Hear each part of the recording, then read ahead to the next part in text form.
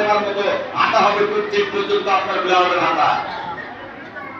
আপনার হাঁটা হবে কি ব্লাউজের হাঁটা হবে একবারে প্রত্যেক পর্যন্ত। আপনি ওজন করবেন, একটা ঢিলা ঢালা আপনার একটা ব্লাউজ বানিয়ে নেবেন, স্বামীকে বলবেন আমাকে আর 2 কিলো কাপড় একটু বেশি করে দাও, আমাকে একটু পর্দা করতে দাও। আপনার হিজাবটা হবে আপনার কপাল দিয়ে সুন্দর করে আপনার পা ফেলা করতে হিজাব হবে। এই হিজাব নিয়ে আপনি নামাজে দাঁড়াবেন। যদি একটি চুল আপনার বের হয়ে থাকে, আল্লাহ আল্লাহর কসম করে বলছি যতদিন আপনি সালাত আদায় করেছেন আপনার সালাত হয়নি। একটি চুল বের হয়েছিল, এই জন্য আপনার সালাত হয়নি। আপনার শরীরটা সুন্দর করে হিজাবের মধ্যে দিয়ে আপনি সালাত আদায় করেন,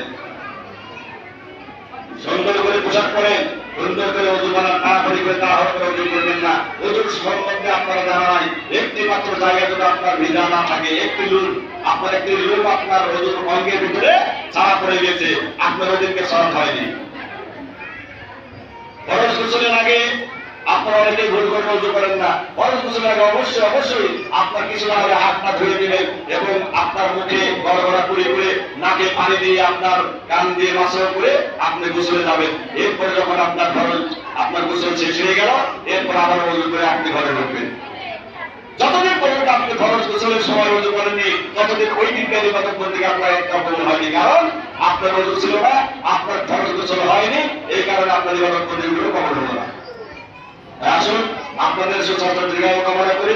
আমাদের এখন একটি মনোরোধ হবে। আল্লাহ তাআলার কাছে আমরা চোখের পানি ছেড়ে আল্লাহর কাছে ক্ষমা চাবো, আল্লাহর কাছে আমরা মাপ চাবো।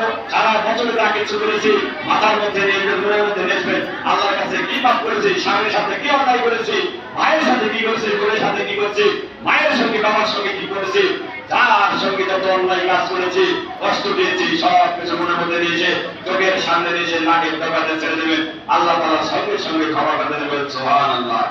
সুবহানাল্লাহ বিহামদিকা আশহাদু আল্লা ইলাহা ইল্লা আনতা আস্তাগফিরুকা ওয়া আতুবু ইলাইক।